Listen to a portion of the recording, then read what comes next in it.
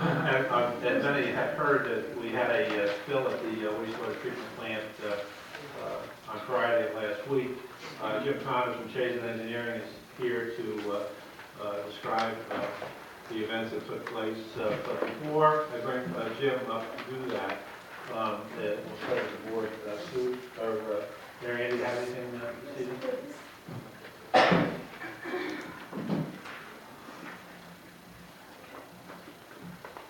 For a while now, several board members, myself included, have been questioning the state and stability of the town's finances, most recently the payback amounts of the interfund borrowing debt, before we can justify raising water and sewer rates. In response to questions about the reliability of our present accounting system, we have been getting the same response from the comptroller for the past 15 months, which is that the town's accounting system is broken beyond repair, but that we haven't earned the privilege yet of buying new accounting software. The problem with this response, as I see it, is that significant numbers are apparently being generated by the broken system, and claims are now being made in the advertiser about debt repayment estimates that we are being asked to accept as true and correct, while our comptroller, by his own admission, continues to learn and discern our transactions so that he can understand them clearly. Meanwhile, a Toski accounting firm letter dated November 18, 2014, dropped us as clients, the whole town, and advised us that the following needed immediate attention: corrections to the internal accounting system to enable the town to generate accurate and timely financial information with appropriate internal control checks and balances. This means that we don't have that now. Yet numbers are being reported that the interfund borrowing debt has gone from $2.3 million to $1.6 million in 3 years. In order for the board to be responsible and effective stewards of the town's finances, we must receive monthly, final, not draft operating statements and other reports in writing that are signed and dated by the comptroller and the supervisor, the CFO of the town, detailing and explaining budget line transfers, the status of the interfund borrowing debt and the highway, general, water, and sewer funds, our credit and bond ratings, and the audit by OSC that is presently ongoing. However, we are unable to trust this broken, beyond repair accounting system to provide accurate numbers and internal controls that are necessary for effective operation. Properly designed and functioning accounting software includes controls that reduce the likelihood of significant errors and/or fraud going undetected. However, when I asked our comptroller last week if he thinks we will be ready to graduate to a new accounting system by the fall, he said, to my dismay, no, probably not this year. The town of East Greenbush needs reliable accounting, reconciliation, and reporting software, and we need it now. Thank you. Phil, do you have anything? I have nothing at the time. Thank you, Mr. President. Thank you.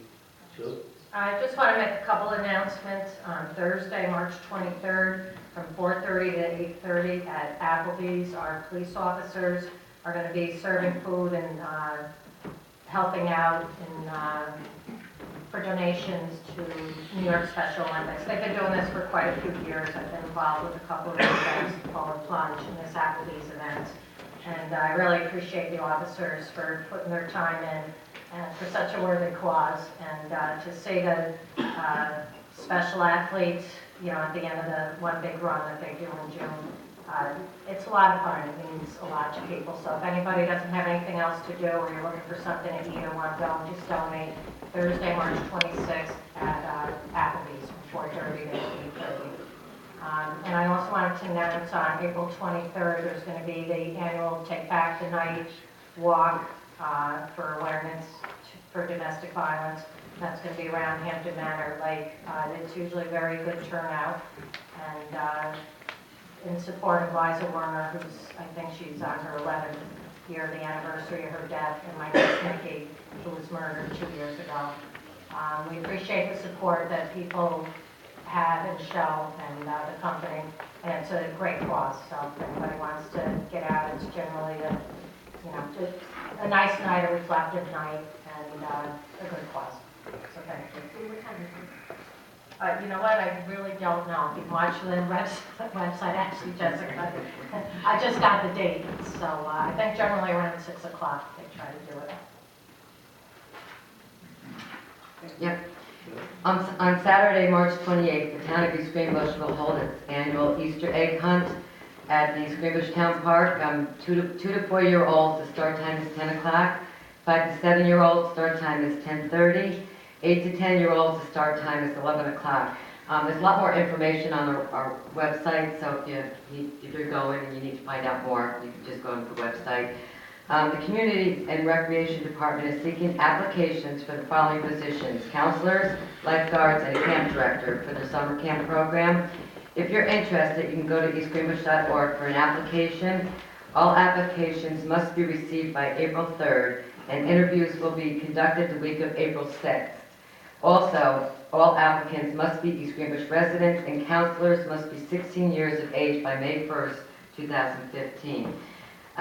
We're still accepting reservations for summer camp, and on Wednesday, April 8th, the Community and Recreation Department will hold their camp information and open registration night, and that'll be from 6 to 8 p.m. in the Town Hall Community Room. And we are happy to announce that the summer camp program is now adding a Learn to Fish program sponsored by the Conservation Fishery Department. And if you need any information on any of these items, you can go to the website. There's a team of students from Red Mill Elementary School won first place at the New York State Odyssey of the Mines Regional Championship and will advance to the state competition on April 11th at Binghamton University. And I think Columbia also won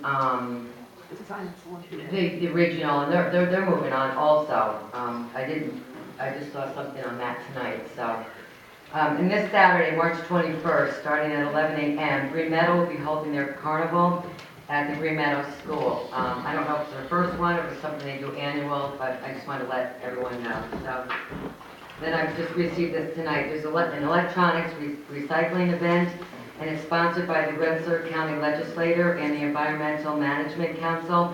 This will be held on Saturday, April 11th, 2015, from 9:30 to 2. It'll be held at the Rensselaer County Office Building. There's acceptable items and non-acceptable items. I'll read the non-acceptable items because it's a lot shorter. Alkaline batteries, fluorescent lamps and light bulbs, liquid powder chemicals, cleaning products, fluids, paint cans, tires for cars and trucks, toxics or hazardous materials, radioactive, highly flammable, explosive, biomedical, and infectious. I don't know, infectious, that's all that. And if you need to contact anyone with questions, the phone number is 518-270-2880. That's it for me. Thank you, Deb. Now, I'd like to bring Jim up to talk about the mishap that took place last Friday. This was a major problem. We had quite a mess at the wastewater treatment plant. It involved a lot of people to join together to bring the problem under control. Much thanks to Commissioner Corrales, Deputy Commissioner Fiacco, and all those the DPW workers that assisted. So, Jim, if you could, for the benefit of the board and the public here, because the board has not really been completely informed as to what's taking place here, because, as I said, it started on Friday night. We had the weekend, and there was a lot to do, and a lot has been done since that time, and it's still unfolding, the cleanup process. So maybe you could brief the board here as to where we are. Absolutely. Thank you. Thursday evening, towards the end of the day, there was a pump that was either not shut off or inadvertently turned on, and which resulted in the sludge being pumped out into the wastewater treatment plant and onto the site. That was discovered. I have a deaf person back here who cannot hear even with hearing aids. So could you please talk into the microphone? Yeah, you got it. Thank you. Okay, I'll start all over. Is this a little better? Just talking to the microphone, and actually, We the understand. podium, We get the it. podium should be turned so that he faces the audience as well. We're here to address the board, so if you would Okay. remain that, make sure you speak into the microphone, Jim, please. Starting on Thursday evening, at the end of the day, one of the pumps that pumps the sludge from one tank into another was either inadvertently left on or inadvertently turned on by mistake at the end of the day. The pump ran all night, resulting in sludge being pumped into the wastewater treatment plant, basement, first floor, throughout the garage. Actually left the building as well, went out into the site, and it was discovered 6:30 Friday morning by one of the contractors on the site when he showed up for work. Immediately they started to react to that. Fortunately, we were able to get it fully contained so that none of the waste actually left the site. Which was very fortunate that we had both contractors on site already, and they were able to pull together, burn up some areas, be able to get it all controlled, get the pump shut down. As Keith had indicated, a lot of people were involved with cleanup. Immediately on Friday, when discovered, George Lovely, the wastewater treatment plant operator, made calls to DEC to properly notify them. We actually, all the proper paperwork finally got submitted on Monday the 16th. Appropriate notices were filed on the 16th with the 2-hour notice, which is required. There were some delays, basically because the equipment and contact information that was in the pump station was not able to be utilized because it was damaged. The important part was still contained on site. DEC is aware of it, and they said all the proper procedures have been followed with this spill. We also notified the town insurance company that day, Rose and Kieran, who in turn notified the actual insurance agency, and one of their adjusters visited the site that same day. Basically, looking at it, indicated that yes, this is definitely a claim that will be processed through the insurance. Rose and Kieran in turn requested for an advance to the town, $25,000 to aid in the cleanup process. They're expecting that first check to be received at the beginning of this coming week. They indicated New York NYMER is the actual insurance agency, and that all invoices need to be reviewed and approved by them before cutting any checks to the town. All the checks are going to go through the town, since you are the insuree, and then you'll have to release the checks to the contractors, and that they'll just pass through the town. The town should not be paying any invoices until the money is actually received from the insurance company. The main cleanup work, which was contracted with ServPro, they were retained on Friday to clean up and disinfect the building. And they've been working on that pretty much around the clock since late Friday.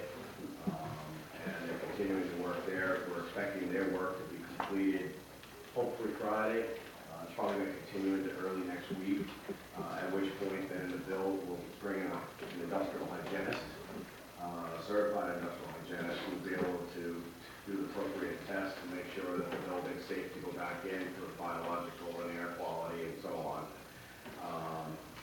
ServPro had requested a deposit in advance of doing the work, and that's kind of what triggered the Rose and Kieran requesting a $25,000 advance.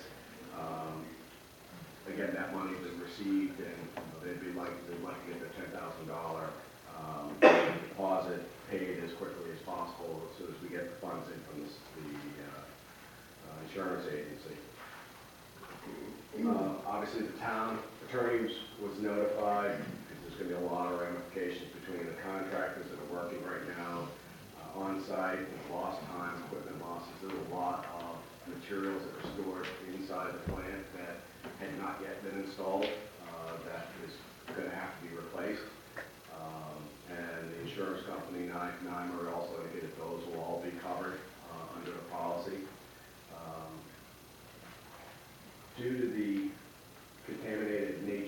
site with the sludge. And we notified the contractors verbally immediately that they're not supposed to be going into the building.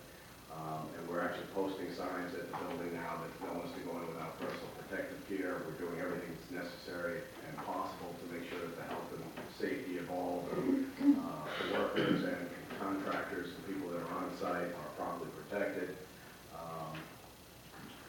Delaware engineers, in accordance in cooperation with George Lovely and ourselves, they're going to be identifying any safeguards that can be put in place to prevent something like this to occur again. They're going to go through the whole plant to make sure that while this process, the interim process before the plant is fully automated, when we get completed with construction, that we won't be subject to this type of occurrence again. They're also going to be doing, once we get clearance from the industrial hygienist that they can go back in, and Delaware's engineers are going to be going in to prepare an assessment of the damages, estimate of the repairs, the replacement costs. There's brand new equipment that just got installed that has to be replaced now because of this. And the insurance agency, and again, indicated that those will all be covered, as well as any existing equipment that wasn't to be replaced as part of the construction wastewater upgrade projects will also be covered for repair. So they're going to assess all existing equipment that is subjected to any type of contact with the waste, and putting that together, giving it to the adjuster for the insurance company, who in turn will review that and agree to those costs and approvals, and work will be moving forward to correct the damages that were occurred in this leak. As I indicated, we have a certified industrial hygienist who will come up to the site tomorrow to start their initial work. We'll make a program plan based upon the impacts that have been done. And this afternoon, we all met with the insurance agency to discuss the requirements for processing payments for claims, reviewing assessments, cost repairs, etc. So that it'll be as smooth and as quicker process as we can get through the whole thing. The insurance indicated that the town does have a $1,000 deductible, which actually is very, very minor considering the amount of damage that's there. And that, to efficiently process payments, that they said that the town board should authorize the supervisor to disperse money to the contractors based upon invoices that they approve and upon receipt of the monies that they cut. So it's literally going to be a pass-through. They won't cut the checks directly to the contractors because they're not the insured agents. So my recommendation is the board do that so that those that are working on the site are working diligently on it without any real other than verbal contract because of the urgent nature of the work. So, And what we're going to do at the end of the agenda is put forward an oral resolution to that effect. Okay. Right. So, and Phil will help us with the language on that to see if we can keep that moving forward. I really must say that, considering the nature and the extent of the leak that did occur, kudos to everybody through the town of DPW as far as how quickly they responded to this. It could have been much, much worse, and it could have been impacting streams downstream from the property and everything. So it was fully contained. And we're all going to work very hard to get this back on schedule and get this place cleaned up as quick as possible. What is the estimated total cost of the cleanup? That we do not know at all at this point. The important part is to get ServPro completed so that we can actually get in and assess what damages have occurred. Equipment needs to be removed, both existing and new that just got installed, and I don't even want to venture a guess. Would it be safe to say the town's cost will be $1,000? Yes. There may be a little bit with, I believe that there's a limit on the cleanup costs, which is the ServPro, the emergency, literally cleaning up. We don't know that final cost yet, but I think it's a $50,000 limit. So there is a little bit of exposure there if the cleanup costs were to exceed that. But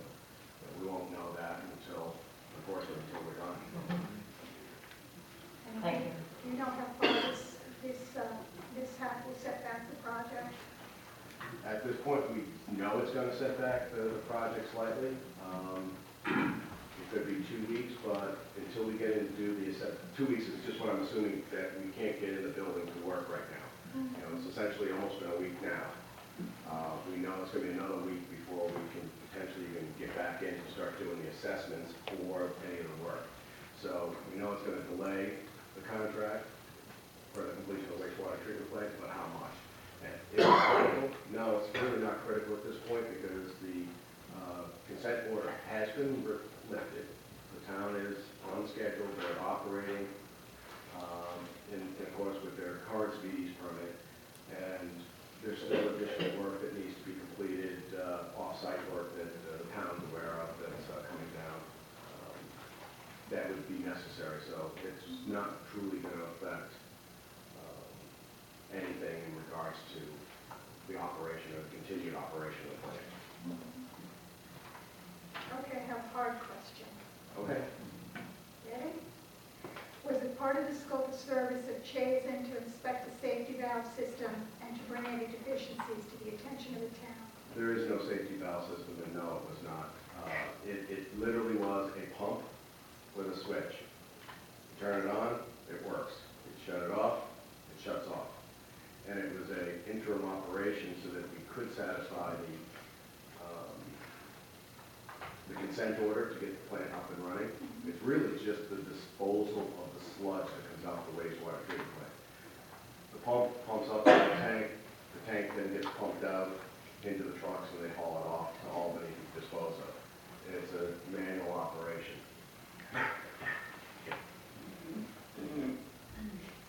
That won't stay that way in the future, though. Won't there be an automatic shut-off with alarms and whatnot? There's a full-blown, what they call SCADA system, which is an automated system. It'll have float switches, monitors, alarms. Unfortunately, that new SCADA system won't be in place and operational until the plant is completed. We knew that, and part of the approval that DEC gave, when they lifted the consent order, was that there's going to be manual operation of the plant until the full construction is completed. So unfortunately, this is an incident that could have been foreseen. We're actually going to be going through and looking at other safeguards, as I indicated earlier, just to say what can we do extra above and beyond what is an industry norm. At the moment, this is not an issue. It's just something that gets done and it's operated and watched. So you've already begun the process of making sure this doesn't happen, because this is gonna be offline. You gotta remember, this occurred Friday. No, and I get it, but They are working, still single activity, working with Delaware Engineering to try to figure out how we can hook up a temporary alarm pump system in the one tank that was pumped out but it wasn't shut off. Unfortunately, it's only going to be a local alarm, so if they left and no one's there, it's going to go off. It's not hooked up to the SCADA system. There could be a significant cost associated with this still to do these temporary hookups. Until we know what they are, we don't know. And will the incident impede town operations of the plant during the downtime? Honestly, the plant's back up and running. Oh, It's still single electric and everybody, I think by Saturday, is it like? they've made special provisions. They're going with personal protective gear on. You can go in, I wouldn't walk in there myself without having the mask, breather mask with the filters and, the people that are in there, they're in full white suits. They're not white by the time they get it done, but, they're in personal protective gear to make sure that they're not exposed to anything. It's biologicals. That's really what it is. I the worst smelled stuff. it when I was driving home tonight, when I was coming up Route 9. Yeah. I smelled it, but I didn't know if that was normal or if that No, was as a this is- result of the mishap. This is, it's worse than what it normally is. But that'll obviously dissipate as the cleanup goes on. They're still, like I said, they're still in there just doing the regular cleanup. Interior in the building, washing things down, removing the cabinets, removing the walls. Because you get to get behind every little nook and cranny to get rid of all the little biologics. Because it really was, it sought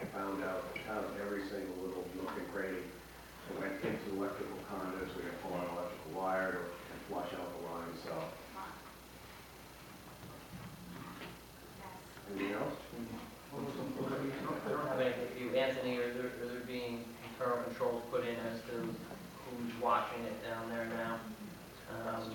I've spoken with some of the people involved in this. So we're all over it now. We were just a little late.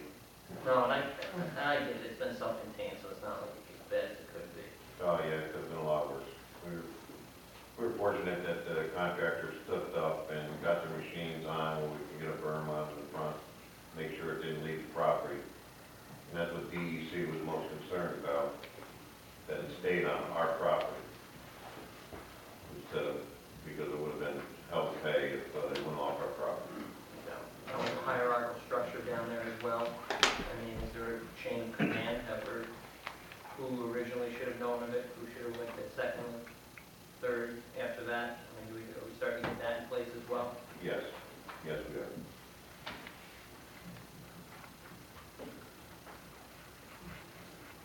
We wanted just one person, in charge of that switch from now on.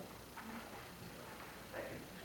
There's also measures being put in place. Yes, Delaware and George Lovely are going to sit together and work out and really sit down with all the staff employees again to make sure that they fully understand.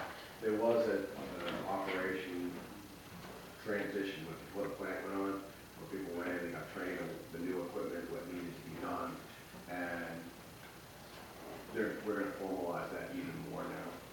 That pump and that tank, That pump, that- safeguards stuff to it. Yeah, that they're working on putting the safeguards in, but it's also, we're gonna be posting little signs now that kind of say, okay, if you turn this switch off, you have to turn the switch before you leave.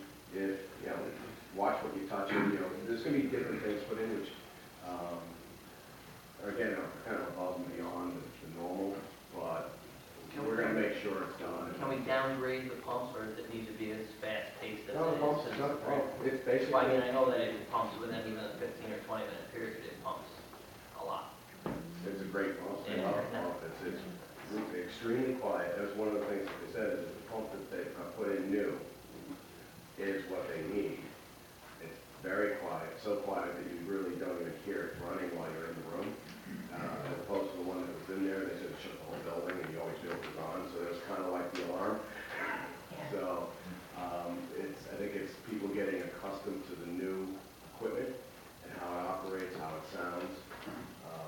And that'll take time. But during the, once it's fully operational, everything's gonna be automated. There's more or less, you're not gonna be turning anything on manually or turning it off, but you have to be able to go through and make sure. So how is it currently done? Is it hardwired in, or you said it's literally a switch of break? Looks like a little light, it's a regular switch for a Light switch. It looks like, it doesn't look like a light switch, but it's a switch. And you turn it up, turns it on, it's just like you're flicking a light. It's just hardwired directly, the pump is all hooked up, the pump is there. Has there been a schedule to pump it out? How many times a day, Anthony? Maybe they keep it on 10 minutes, 15 minutes at a Couple times time, or? a day? You're filling it up so they can pump it out the following day. Yeah, And then it just wasn't watched. I mean, that pump, the new pump pumps a lot more and yeah, quick. should have been watched better. Should have never left the premises.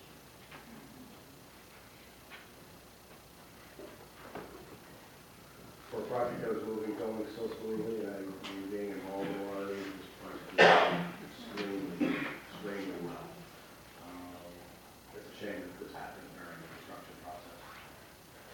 It's a shame it happened, period, but, we're gonna see a little bit of delay here, but fortunately, the insurance companies are stepping right up as well. They're not hesitating. I'm sure that they're gonna be looking at things very closely because they're paying for everything, but Is this just assumed to be an accident, or will there be any other form of investigation?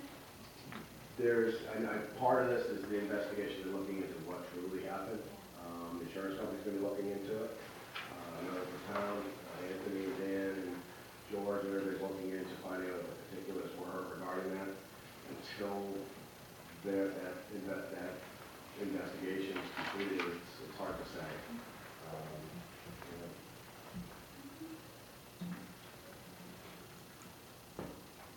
Thanks, Jim.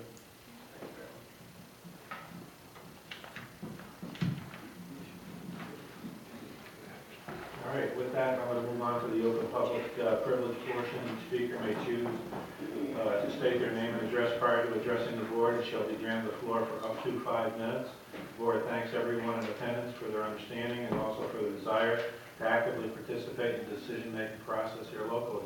Is there anyone here this evening that would like to speak? And if I may, if there's comments that to be made with regards to the casino, if we could hold those to the end. Let's get all the other general comments completed first. We have a board member that has recused herself from the casino project, and I would like to show some courtesy here so that we can allow Sue Mangle to step out of the room if there are people that would like to talk about that project.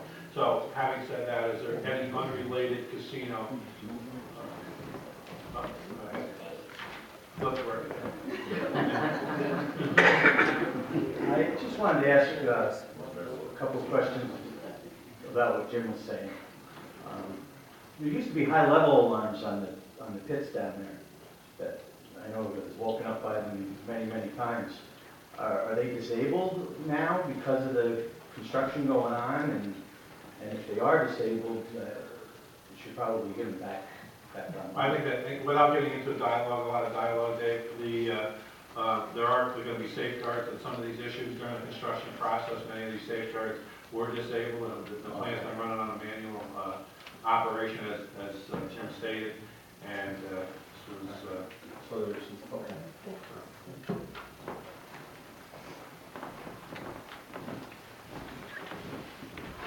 Andrea Smith, 4 Bud Lane.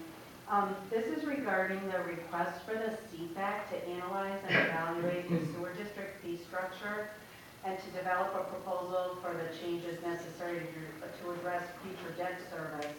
I just want to make it clear that since the request came from the supervisor to the CFAC, the committee has not actually met. So I just want to make sure that there's understanding that we have neither denied nor agreed to do the analysis. We look forward to the vote tonight on tonight's resolution related to this issue, and we'll proceed once we begin to meet again. thank you. Anyone else? Keith? Pete Stenson, 42 Highland Drive. I'm just going to hand something to Linda,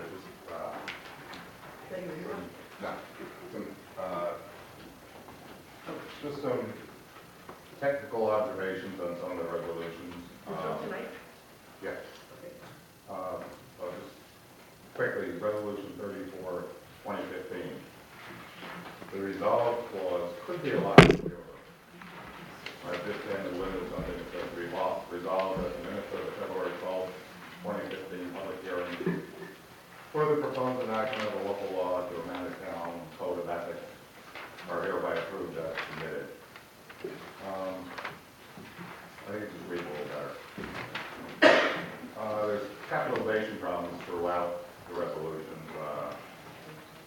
Development in the title for 35, 2015 should be capitalized. In 36, 2015. In 36, 2015, the first whereas, it says that,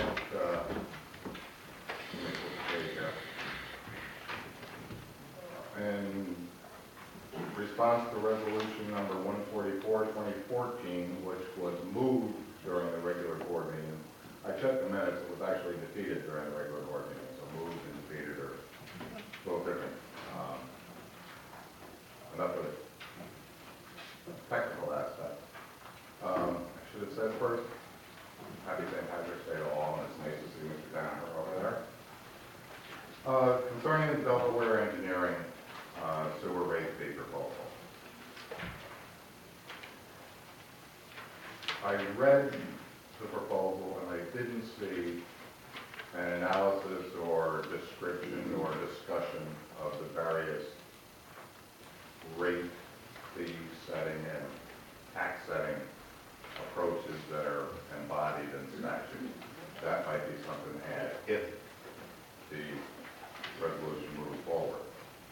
I agree with the concept of revisiting the rate structure. You know, nothing's perfect when it's built. Anything can be improved. But I don't want the board or the public to think that revisiting the rate, restructuring, is going to be the panacea for the $600,000 question that's coming down the pike in 2017. Restructuring the rates shouldn't increase the revenue overall. It merely redistributes who pays their share and what share they pay of the rest. So it's not going to make that $600,000 question go away. I know that the proposal does address part of it. Personally, I've said this before, given the choice between fees and taxes, give me taxes every day. Because the federal and state government, for those who itemize on their tax returns, subsidizes those taxes. They don't subsidize fees whatsoever. The 2% tax levy cap came up. To me, that's a flaw in the legislation. The legislation doesn't address capital or infrastructural improvements. If you exceed the cap, well, you exceed the cap. It takes the same number of votes of the board to exceed the cap as it does to adopt the budget. If the cap's got to be exceeded, if you decide to levy taxes, so be it. Who's got a problem with that? Resolution 38 of 2015 concerning the ethics public hearing.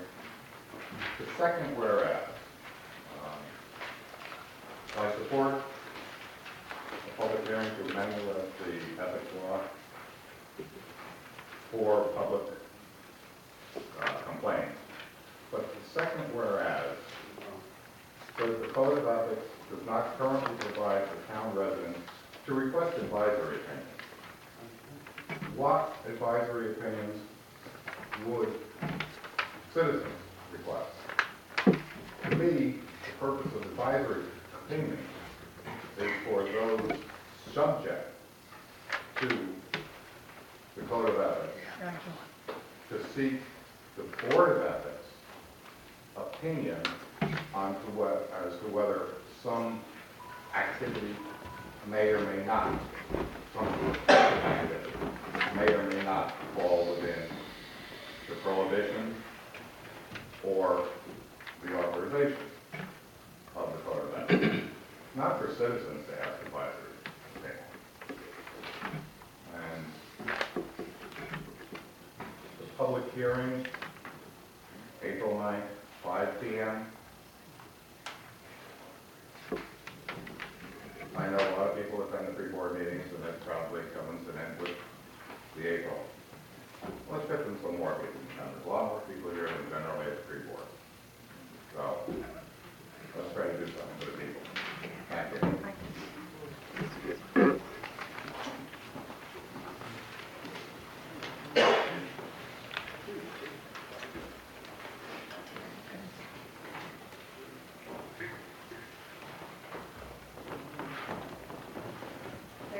Graziano, 14 Rock Road Drive, East Greenbush, New York. I'm coming because I read in the advertiser the request that we do a complete evaluation of the sewer system. So I guess this is 2015. And I'm in favor of that. I heard the gentleman say he prefer tax to fees. I prefer fees to taxes because I don't want to pay for more than I use. But I really think an evaluation of the 5 districts is important because then we know what's over, what's under, and where our development can be in the future. So I think a complete look at it, especially now with our sewer system problem, I really think that doing a complete evaluation isn't going to, I think it's more beneficial than worrying about how much it's going to cost. Because I really think every municipality should know where they're overdeveloped, where they're underdeveloped, where they need more sewer and where they don't. So that we basically start cleaning up our messes. Thank you.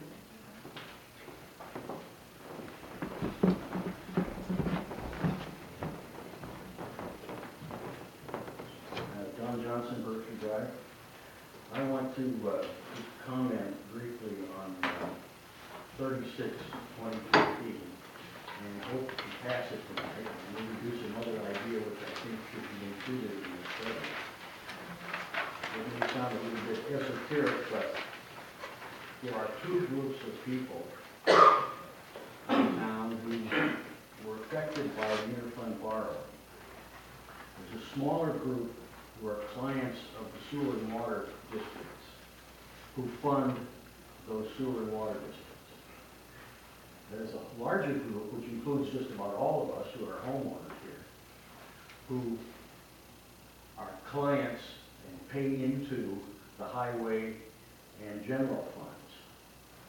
The interfund borrowing of $2.5 million, at least that's what we think it was, it's what OSC said it was a few years ago, was taken from the smaller group of people and spent for the benefit of the larger group of people, the people whose disbursements in the highway and general funds are supposed to benefit all of us. We don't know, we're hearing that there are recoupments on this interfund borrowing back to sewer and water. Nobody's been able to say where that came from yet. I would just offer, just for your consideration, that it would be profoundly unfair to ask the clients of sewer and water to fund the deficit that was created by money which was illegally taken from them. The recoupments that go to sewer and water should come from the people who pay into the funds that benefited from the illegal interfund borrowing, and that would be highway and general. So if you can figure out how to do that and be fair, it would be a wonderful gift to the citizens of the town. I don't know how you can do it, other than perhaps a tax levy. But then that's deductible, and it's not a rate increase, which is not deductible, which would be the approach to take if you wanted to have sewer and water plants fund their own deficit that they didn't create themselves. Thank you.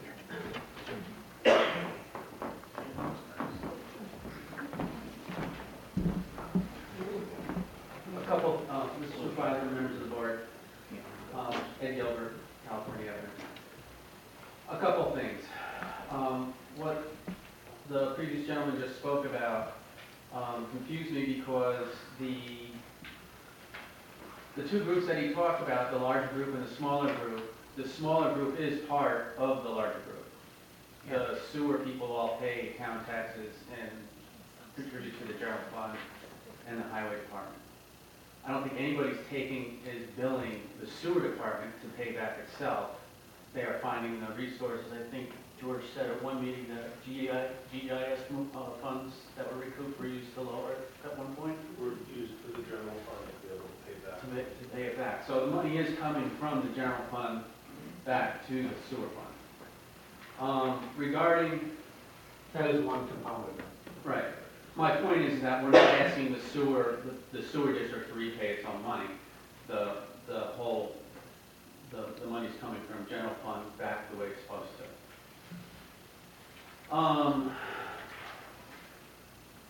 I am against spending $50,000 to see whether or not, to raise the comfort level of the board to a point where they can vote to increase the fees. I don't mean to be disrespectful to the board in any way. My point is this, is that during the last meeting, it was said that when they developed the new rate structure, that they basically used simple math.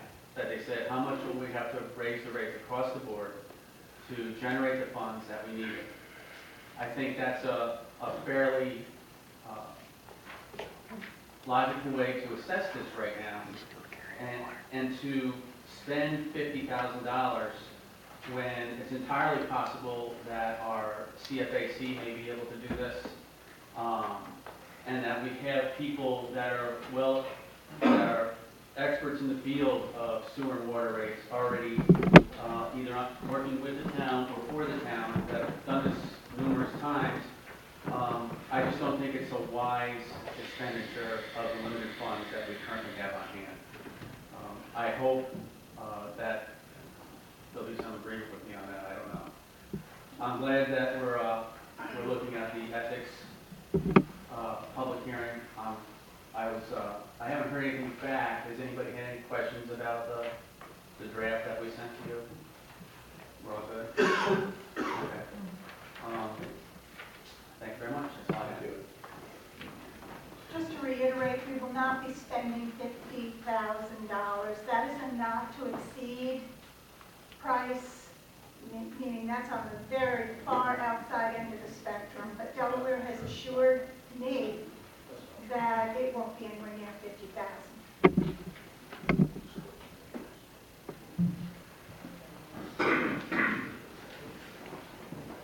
Hi, Timothy here, Guilford Drive. Sounds like the BPW has had some very difficult months, so appreciation for that. I'm sure morale is pretty low between water main breaks and excruciating cold and work. So appreciation. Just a quick point of clarification. CFAC is volunteers, correct? So it's not employees that would be. No. Okay. Wanted to make sure that we were all aware of that. Regarding the public hearing scheduled April 9th at 5 p.m. on the local law to amend the Code of Ethics. Last month, it was unfortunate that the Resolution 24/2015 expanding, changing the time of the pre-board meeting didn't pass. And the goal of that led to extend that participation. On a public hearing, I believe that is the entire goal, is to have public participation. 5 o'clock is very, very difficult time, especially something as important as ethics laws and public complaints. So I wish that you would reconsider that. I'll be brief because you have a full agenda.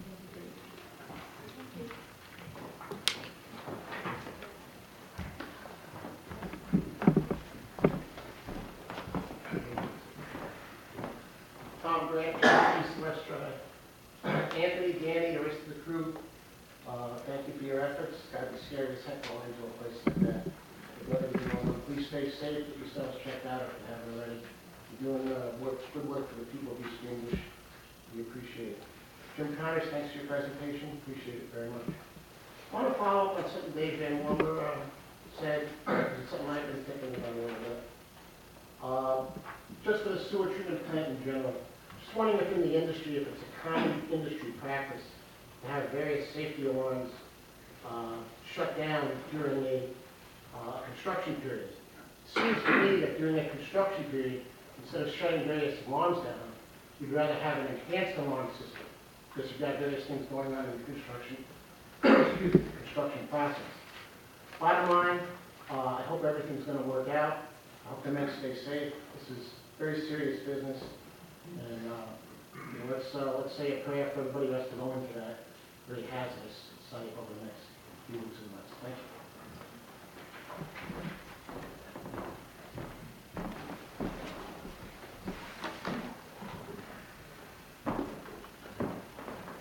Good afternoon. My name is Mike Lectrick. I'm a longtime resident of East Greenbush.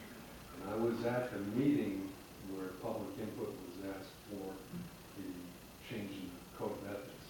I was at the meeting late. You were already done by the time I got there. So my first thing that I'd like to clear up is a question.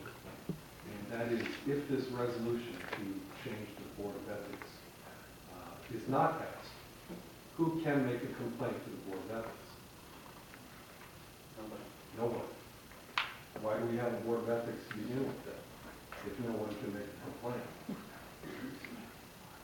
Doesn't seem like it makes any sense to me. I don't know about you guys.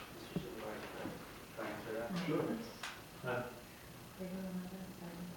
No, I don't want to get into dialogue, and that's the purpose of the, We'll have a that's public the hearing. purpose of the, Okay. that's the purpose of the resolution here tonight. I think that the committee is concerned, and you're concerned, but, so hopefully, you're concerned. Use up my 5 minutes here. No, but that's fine.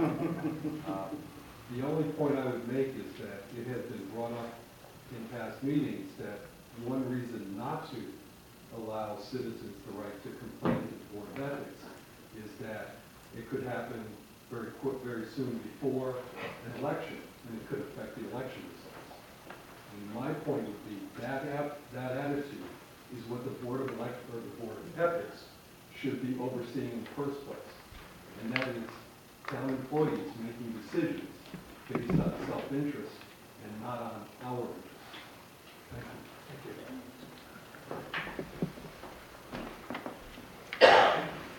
Anyone else? Okay. Go ahead.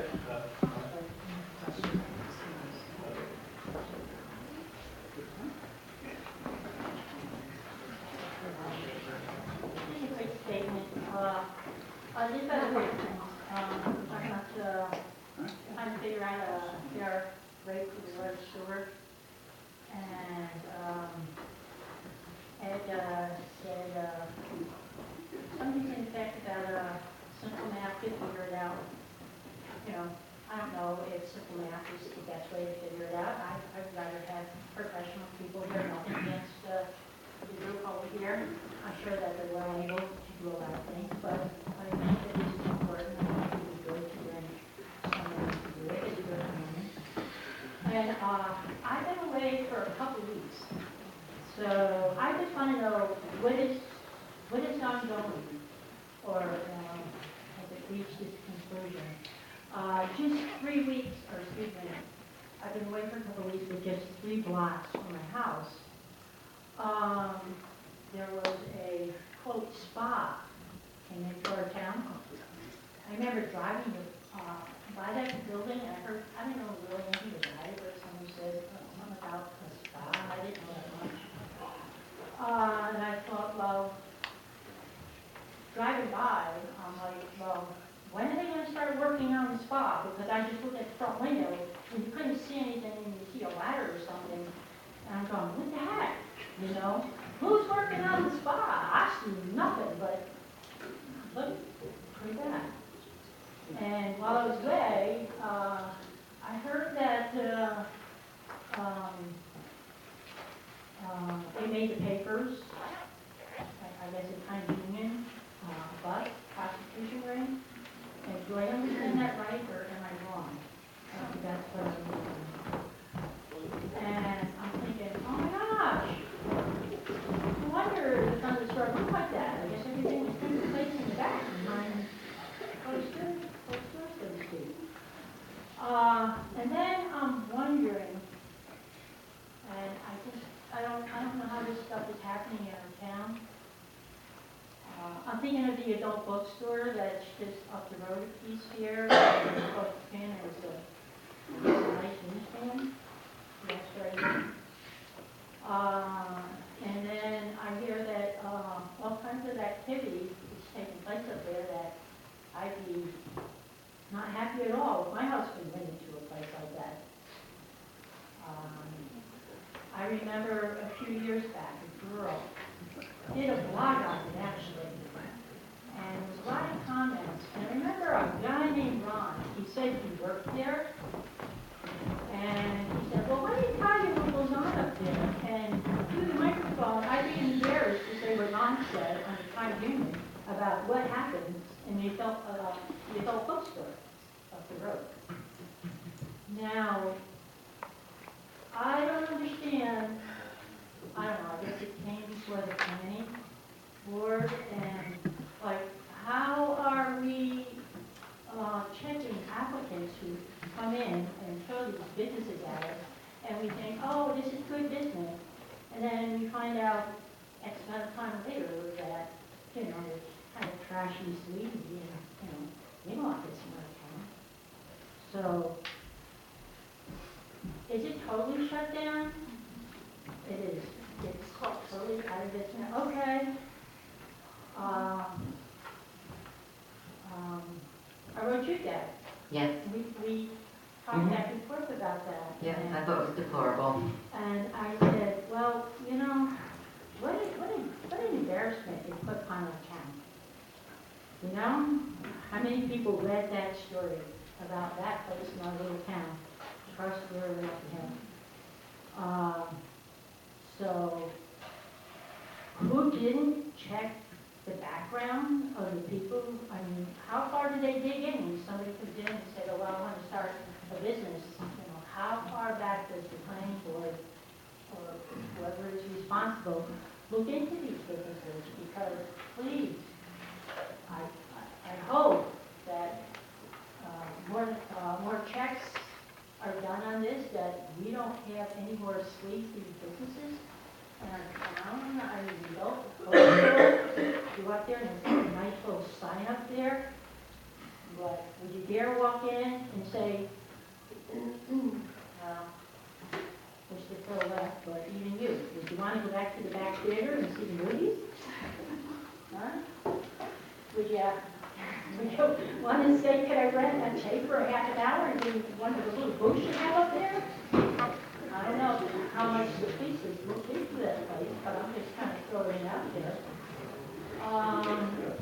So, you know, adult bookstore, we have that, and I know we're at the end of the comment portion there, I guess, kind of.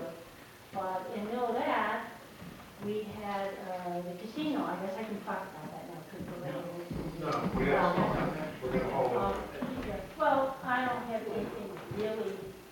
Bonnie, that's okay, because I'm sure a couple other people want to talk, and I recuse myself in the past, so I'll leave and I'm let you sorry. talk. When I said that, I apologize. Okay.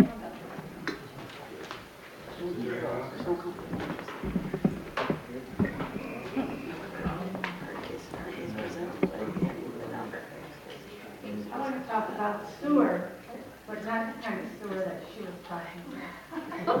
I want to get back to the waste rate, the water rates and the sewer rates that we're talking about. I've been paying sewer and water rates ever since I've been here, which is about 30 years now. And I didn't realize, and correct me if I'm wrong, that there's 5 districts, right? And they all pay different rates. Is that correct? And some of the criteria are different for some districts than others. Is that right?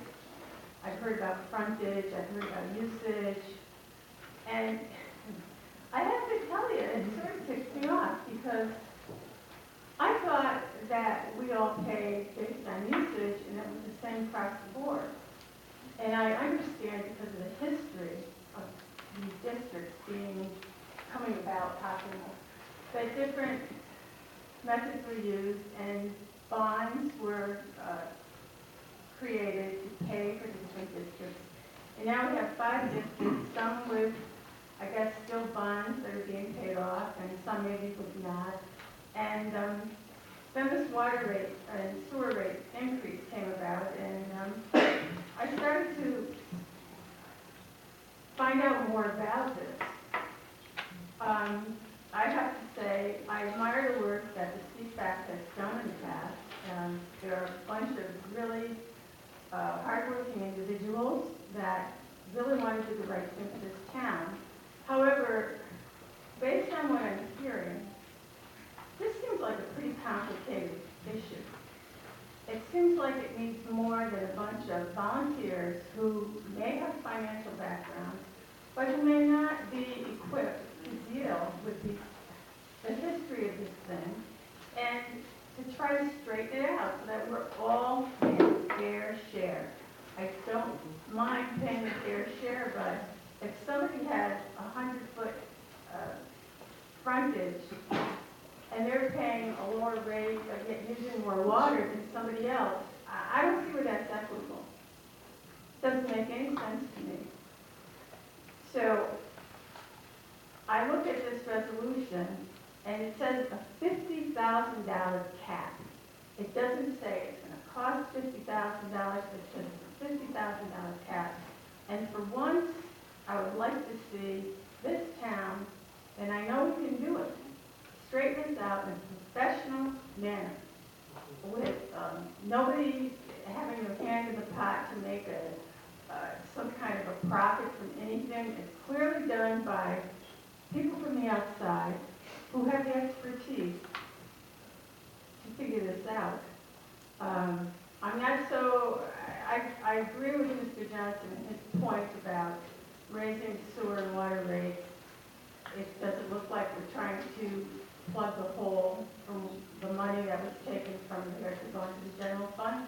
that's a different story altogether. But what I'm concerned about is that for once and for all, this usage business and the rates that we're all paying, it's figured out and become equitable.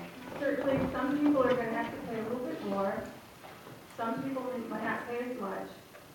But that's the way we do property taxes, for God's sake. I mean, we are all part of this town. And I think that we should be more equitable with our fees. Thanks. Anyone else? Okay, is there anyone that would like to speak on the casino issue? Okay, Sue? Yep.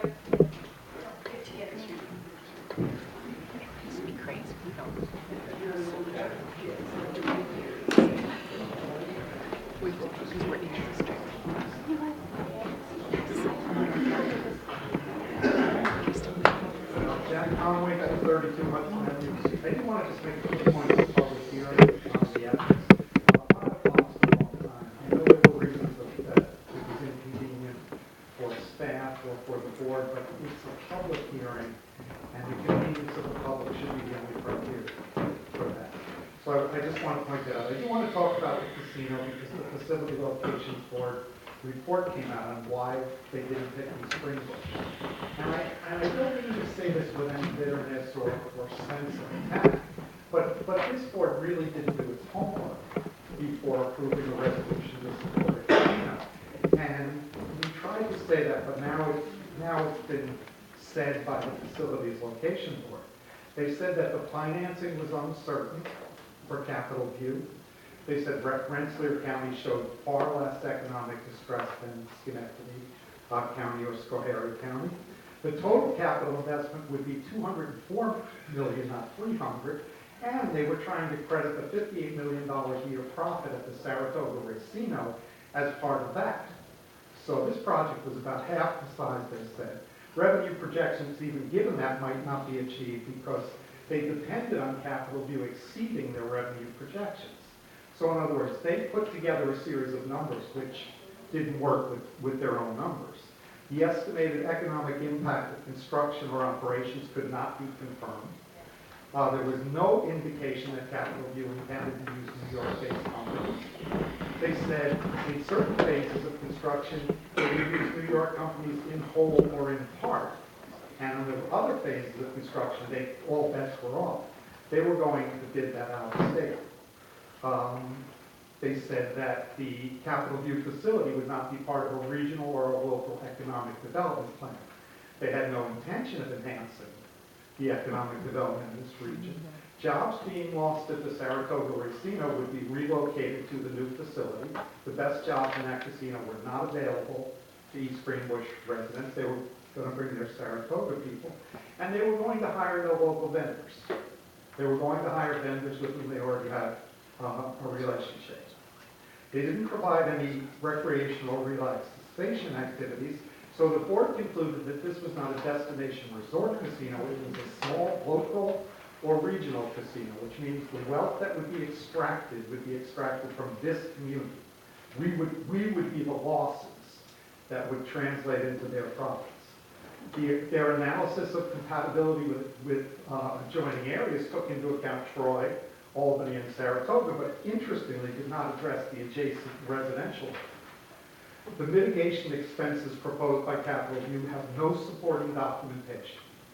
The impact on the town would have to increase staffing by at least 10%. The police would need new equipment, new cars, $220,000 a year. And Capitol View did not document the pollution effects of the proposed facility.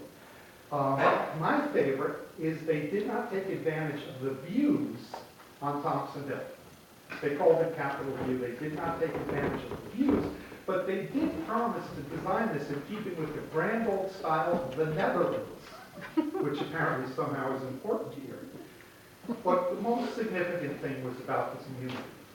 There were two sides to the coin. The level of public support was, quote, significantly less strong than for other applicants in the region. That's support, okay? 1,400 comments were received by the Gaming Commission on this project. They weeded out all the duplicates. If you sent them 10 letters, you only counted once. 1,400 comments. 94% were opposed to the casino. That's 1,316 comments were opposed to the casino. 84 were in favor. Although the town board approved the resolution of support, they concluded both the town and Capital View were in litigation, alleging improprieties with the town. Both, due to legal and environmental challenges, the project would never have been finished on time. Now, other than the views, which none of us even suspect, we told you all of this, and I'm not here to do an I told you so. This is past, we move forward. But now the most important facing us is the wastewater treatment plant and how do we pay for it. So the question is, now that we went through the biggest issue in the history of this town without doing our homework, we have an opportunity tonight to say, do we do that again? Do we make that same mistake? Because what happens if at the end of this process we find out the same list of inaccuracies in the assumptions we made, all of which could be corrected by having good people, knowledgeable professionals look at this. Now, nobody's more concerned about the overuse of consultants in this town than me. It's ridiculous what we do with that. But nobody understands the sewer system, and when Mary Beth Bianconi presented to this board at the pre-board meeting, tell me if I'm wrong, but I didn't see a glimmer of recognition on anyone's face on the board or in the room. It was too complicated. We don't understand it. Let's learn it. Let's figure it out. Then we make the decision. Let's make the right decision. But what the casino shows us is that you can't be glib, you can't be quick. You have the fate of this community in your hands. And you have to take your time. You have to study the issue. And to sit on this board, you have to do your homework. So I encourage pass resolution and let's get to work on that. Thank you.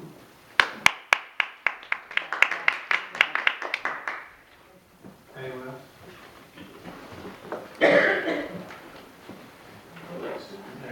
That's going to conclude the public privilege portion. Let's do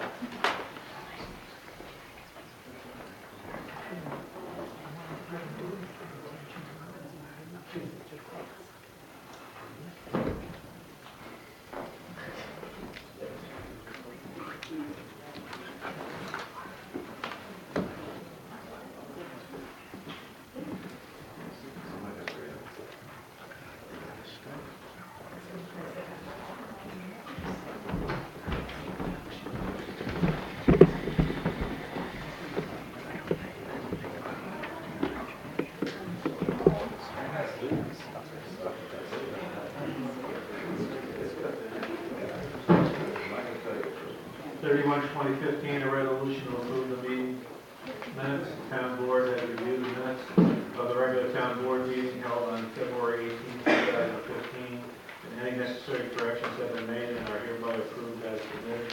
I'd like to move the foregoing resolution. May I have a second? I'll second. Thank you. Is there any discussion of this resolution? Supervisor Langley? Yes. Councilor DiMartino? Yes. Councilor Smango? Yes. Councilor Malone? Yes. Councilperson Matters? Resolution 32, 2015, a resolution to approve Beth Luther Fire Company contract renewal public hearing minutes. The town board has reviewed the minutes of the Beth Luther Fire Company contract renewal public hearing held on February 12, 2015, and any necessary corrections have been made and are hereby approved as submitted. May I have a second on this resolution? I'll second. Thank you. Is there any discussion on this resolution? Councilor DiMartino? Yes. Councilor Smango? Yes. Supervisor Langley? Yes. Councilor Malone? Yes. Councilor Matters? Yes. 33/2015, a resolution to approve Best Luther Fire Company, 3rd Avenue Fire Protection District contract renewal public hearing minutes. Whereas the minutes of the town board meetings as provided in Section 106 of Article 7 of New York Public Officers Law, shall be approved by the board prior to them being finalized, deemed official, and disseminated to the public by the town clerk. And whereas the minutes of the Best Luther Fire Company, 3rd Ave Fire Protection District contract renewal public hearing held on February 12, 2015, and whereas the town board has reviewed these minutes and any necessary corrections have been made, now therefore be it resolved that the minutes of the Best Luther Fire Company, 3rd Avenue Fire Protection District contract renewal public hearing held February 12, 2015 are hereby approved as submitted. I'd like to move this resolution. Do I have a second? I'll second that, Sue. Is there any discussion on this resolution? Councilor Spangle? Yes. Councilor Malone? Yes. Supervisor Wiley? Yes. Councilor DeMartino? Yes. Councilor Smathers? Yes. 34, 2015, a resolution to the Code of Ethics public hearing minutes. The town board has reviewed the minutes of the Code of Ethics hearing held on February 12, 2015, and any necessary corrections have been made and hereby approved as submitted. I'd like to move the foregoing resolution. May I have a second? I'll second it. Thank you. Is there any discussion on this resolution? Supervisor Wiley? Yes. Councilor Smathers? Yes. Councilor Spangle? Yes. Councilor Malone? Yes. Councilor DeMartino? Yes. Resolution 35-2015, acceptance of withdrawal of the planned development district application of Capital View Casino and Resort LLC. Whereas at its regular meeting held on August 20th, 2014, the town board pursuant to subdivision A of section 296 of the comprehensive zoning law of the town of East Greenbush duly adopted resolution number 109, which referred the planned development district application of Capital View Casino and Resort LLC to the planning board for review. And whereas the planning board, pursuant to zoning law section 2.9.7, subdivision C, shall recommend approval with modification or disapproval by the town board, and shall report its findings to the town board within 90 days following the date of referral from the town board, or secure agreement with the applicant for an extended review period in order to address the reasonable questions, concerns, and changes of the conceptual plan as recommended by the planning board prior to the rendering of its report to the town board. And whereas the planning board on September 24th entered into an extension of time agreement by mutual consent with the applicant, and whereas the town board is in receipt of a letter dated March 2, 2015, as submitted by the applicant's agent, the West Firm, in which it is indicated that the applicant has withdrawn its application along with the other related applications from further consideration by the town. And whereas the town board hereby finds and determines that it is appropriate and in the best interest of the town to formally acknowledge and accept such withdrawal of the application and related applications by the applicant. And whereas the town comptroller has confirmed that none of the provisions of this resolution shall pose an adverse impact to the town's finances, now therefore be it resolved that the applicant's withdrawal of its application and related applications as referenced here and above be and the same hereby is accepted, and be it further resolved that resolution be and the same hereby is rescinded, and be it further resolved that the supervisor shall inform the chairman of the planning board and the applicant of this action by the town board. I'd like to move the foregoing resolution. May I have a second? I'll second. Thank you. Is there any discussion on this resolution? Why the need for this resolution? Yes, I can. Is that it for you? Do you want to say more? That's my first question. Okay. The premise of this resolution is to formally lock in the application withdrawal and discontinue the application referral to the planning board so that the town board exercises the final discretionary action regarding this matter.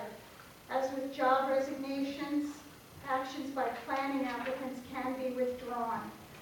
Town board has adopted resolutions accepting job resignations as a means of finalizing such matters. This is no different in that regard. Lastly, and as much as this has been an extremely sensitive matter for the town, this resolution will allow us to bring formal closure to the project on which we turned the key almost a year ago. In the future, will we do this with all people that withdraw PPD applications? Is this going to be a new pro forma kind of thing where we do it all the time, or is this just specifically for this, or what are we looking at? It's an option.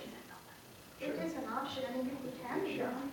I mean, are you going to be looking in the future to do this on other applications as well, or is this specifically done for a grandstanding issue, or is this No. for some greater cause for the town?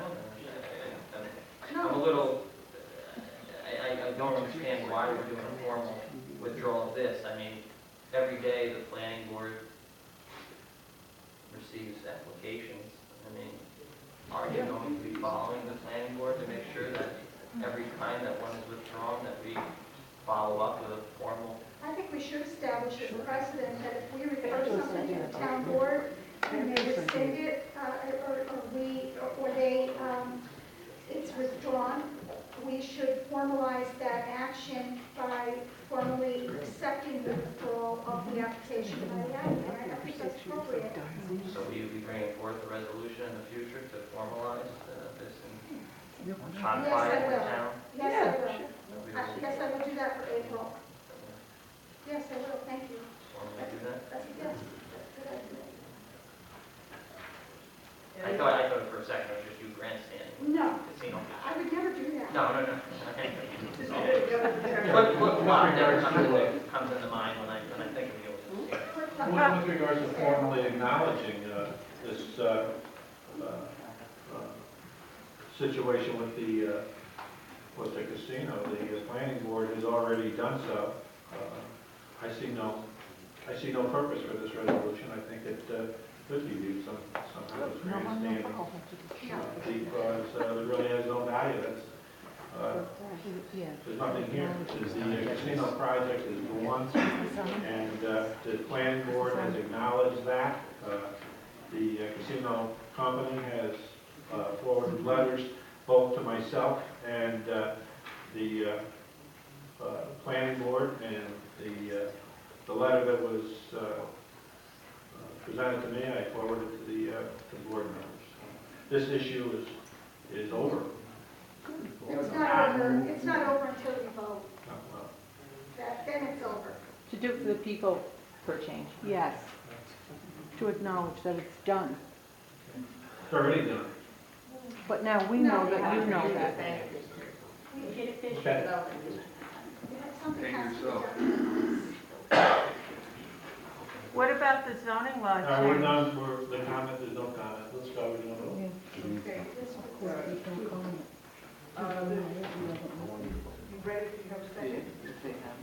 Yes, I yes. second it. Yes. Okay, Councilor Smathers? Yes. Councilor DiMartino? Yes. Supervisor Langley? No. Councilor Semagle? Oops, Councilor Semagle recused herself and Councilor Malone? No.